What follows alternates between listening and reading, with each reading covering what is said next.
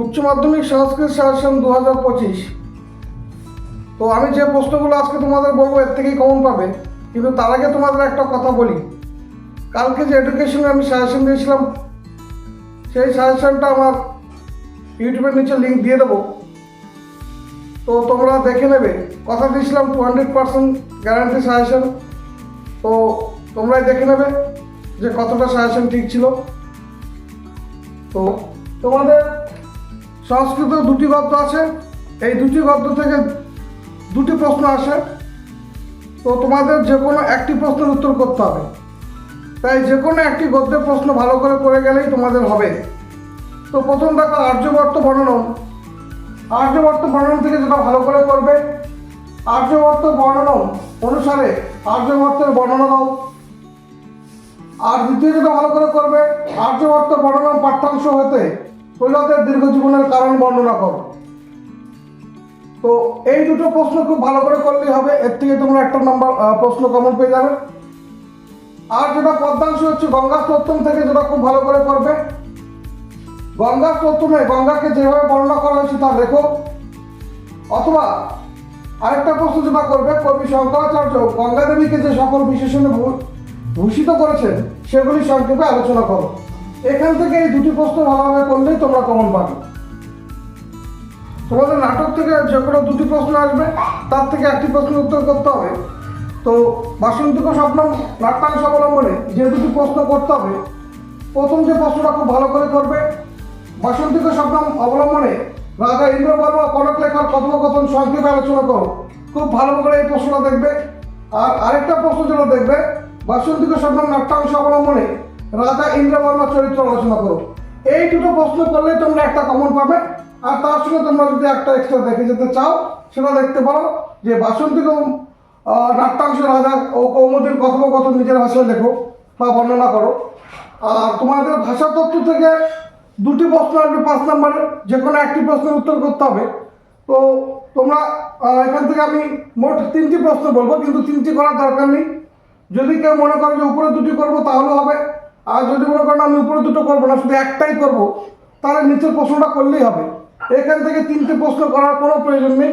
হয় উপরে দুটো করো, না হলে নিচের যে কোনো একটা প্রশ্ন করো। উপরে কি আছে দেখো, ইন্দো ইউরোপীয় ভাষাগোষ্ঠীর সংক্ষিপ্ত পরিচয় দাও। আর দ্বিতীয় যে প্রশ্নটা আছে, ইন্দো ইউরোপীয় ভাষাগোষ্ঠীতে সংস্কৃতের স্থান নির্ধারণ করো। যদি পড়তে হয় তাহলে এই দুটো পড়বে। আর যদি মনে করো না আমি এই দুটো পড়বো না, তাহলে তোমরা একটা প্রশ্ন পড়ে যাওয়ার একটাই কমন পাবে, সেটা হচ্ছে প্রাচীন ভারতীয় আর্য ভাষার বৈশিষ্ট্যগুলি লেখো। এইটা পড়লেই তোমাদের কমন পেয়ে যাবে ভাষাতত্ত্ব থেকে। সংস্কৃত সাহিত্যের ইতিহাস থেকে তোমাদের 5 মার্কের প্রশ্নের উত্তর করতে হবে। তো এর জন্য যে মোস্ট ইম্পর্ট্যান্ট যে প্রশ্নগুলি, প্রাচীন ভারতীয় বিজ্ঞান সাহিত্যে আর্যভট্টের অবদান লেখো। তার সঙ্গে যেটা খুব গুরুত্বপূর্ণ প্রশ্ন,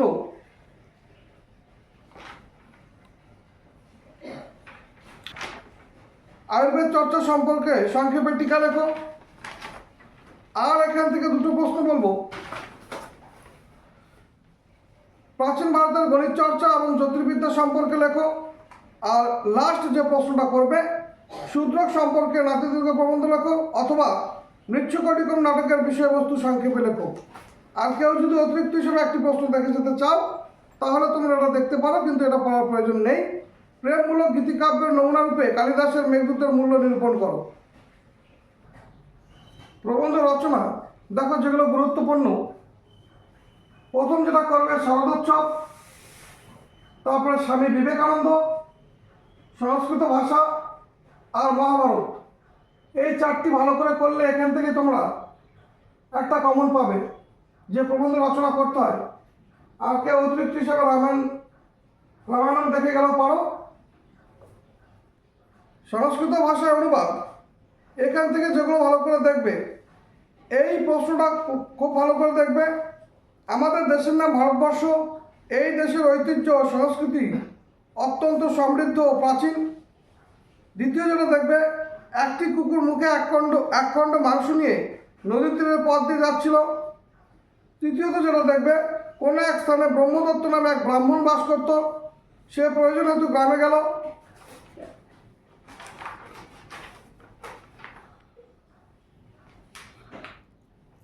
তারপরে যেটা দেখবে খুব গুরুত্বপূর্ণ। দক্ষিণ দেশে মহিলারপ্য নামে এক নগর ছিল, সেখানে বর্ধমান নামে এক ধনী ব্যক্তি বাস করত। তারপরে যেটা খুব গুরুত্বপূর্ণ, প্রাচীনকালে হিরণ্যধনু নামে এক নিষাদরাজ ছিলেন। তার পুত্র একলব্য দ্রোণাচার্যের কাছে তন্ত্র শিক্ষার জন্য গেল।